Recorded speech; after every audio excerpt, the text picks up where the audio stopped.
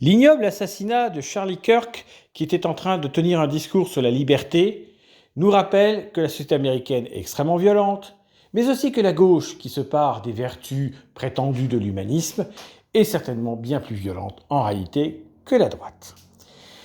Cette atrocité s'ajoute au scandale autour de la mort de cette jeune Ukrainienne, Irina Sarutska, de son nom complet, qui, à la fin du mois d'août, a été massacrée, on ne peut pas dire autre chose, par un Afro-Américain multirécidiviste qui l'a tuée uniquement parce que c'était une Européenne. Évidemment, les deux affaires sont dissemblables, mais il y a une conclusion commune. La haine à l'égard des Européens et des Européennes, qu'ils soient des Européens en Europe ou des Européens d'Amérique ou encore des fermiers européens d'Afrique du Sud. Tout ce qu'ils ont en commun, c'est d'être des Européens. Et c'est pour ça qu'ils sont attaqués et c'est pour ça qu'ils sont parfois tués.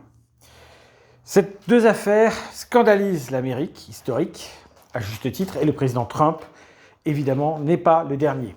On pense qu'il identifie la victime ukrainienne certainement à sa propre famille, peut-être à Ivanka. Il a une partie de sa famille qui a des origines slaves par ailleurs. Donc il se sent concerné.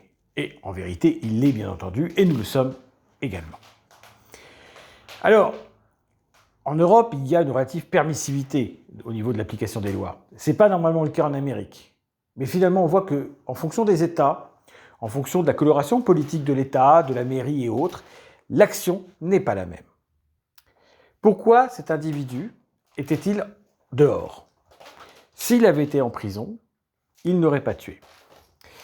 Quant au militantisme de gauche, qui est aujourd'hui dans la divagation idéologique, il s'appuie sur des gens qui sont manifestement déséquilibrés, pour plein de raisons, et qui sont encouragés de leur déséquilibre par le discours woke, qui présente la marge comme une norme et dénonce la norme comme une marge. Alors, évidemment, il faut que le monde européen au sens large, l'Europe et les États-Unis notamment, se réveillent. Et ce que je dis là vaut pour toute l'Europe. Cela vaut pour le Royaume-Uni, où les libertés publiques sont menacées par un pouvoir britannique qui veut faire taire la critique de l'immigration. Ce sont les mêmes menaces pour les Russes qui dénonceraient l'immigration que Poutine aujourd'hui organise. De Londres à Moscou, de New York à Paris, c'est la même chose, fondamentalement. Le monde européen, au sens large, doit s'unir, pour l'Europe tout entière, ou se coaliser, pour l'Europe et ses extensions de peuplement. Il est évident aujourd'hui que la guerre russo-ukrainienne divise un monde européen qui doit s'unir, et que de ce point de vue-là, Poutine fait le jeu de la Chine et des ennemis de l'Europe. Ceux qui, évidemment, ont contribué aussi de l'autre côté à pourrir la situation ont bien entendu une part importante de responsabilité aussi. C'est un ensemble. Nos dirigeants, je dis bien nos entre guillemets, ne sont pas à la hauteur des enjeux. Pire encore, ils ne font pas le bon diagnostic. Ils n'ont pas le courage politique nécessaire pour dire ce qui est et préfèrent cacher la vérité plutôt que la combattre. Charlie Kirk n'était pas un euro-identitaire, il n'était pas europaïen. Comme beaucoup de gens de droite aux États-Unis, il se référençait comme chrétien. Mais c'était un Européen, un Euro-américain, donc un des nôtres. Et il ne méritait certainement pas à 31 ans, lui qui est père de famille de 2 enfants, de subir un tel sort. C'est abominable, c'est une honte. Le coupable sera retrouvé, probablement, et on verra bien entendu que c'est un gauchiste ou équivalent. Voilà où va l'Amérique.